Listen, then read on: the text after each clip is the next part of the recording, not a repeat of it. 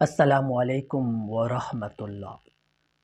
एक ठंड के मुतल्लिक एक अहम मसाइल ये है कि अगर किसी के पैर वगैरह में ज़ख्म है या ठंड के मौसम में पानी वगैरह नुकसान देगा या ठंड से वो बचना चाहता है, इन सब सूरतों में वो एक काम कर सकता है। वो ये है कि जो चमड़ा का मोजा होता है, उसको वो पहनकर उस मोजे के ऊपर अगर वो मुकिम है तो 1 दिन यानी 24 घंटा मसाह कर सकता है।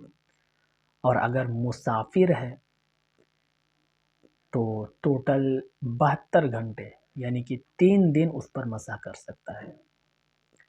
क्या मतलब? मुकिम यानी कि जो घर में ही रहता है। आमतौर पर हम लोग सब मुकिम हैं। तो वज़ू करने के बाद अच्छी तरह से पैर वगैरह वज़ू में तमाम अंग को धो लेने के बाद, पैर वगैरह धो लेने के बाद उस चमड़े के मोजे को पहन लिया जाए। मिसाल के तौर पर जोहर की नमाज़ 12 बजे पढ़ने के लिए ये अमल किया जा रहा है। अब वज़ू करने के बाद जो 12 बजे चमड़ा का मोजा को पहना गया, उसके बाद जब उसकी पहली बार वज़ू टूटेगी, जोहर की नमाज़ पढ़कर 1 बजे उसका वज़ू टूट गया।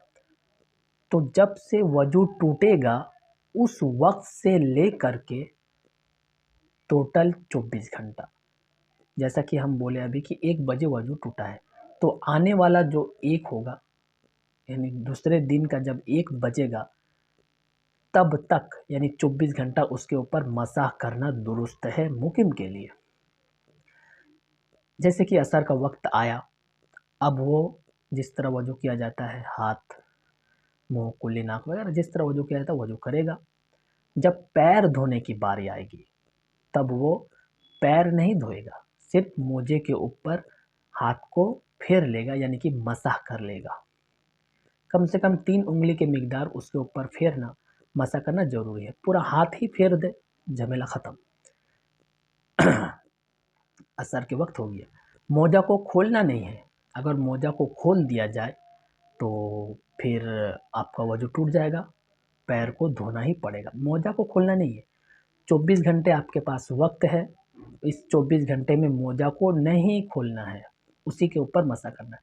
फिर मगरिब का वक़्त आया तो उसी तरह सब कुछ धो लेने के बाद जब पैर धोने की बारी आएगी तो सिर्फ़ मसाह उसके ऊपर करने से वज़ू हो जाएगा। इशा भी इस तरह रात को पहने हुए सो जाए। अगर फिर रात को अगर खोल देता है तब तो वज़ू है, तब तो उसका मसा दुरुस्त होगा ही नहीं।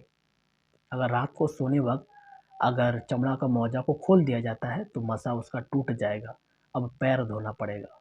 इसीलिए रात को सोने वक़्त चमड़ा के मोजे को ना खोला जाए।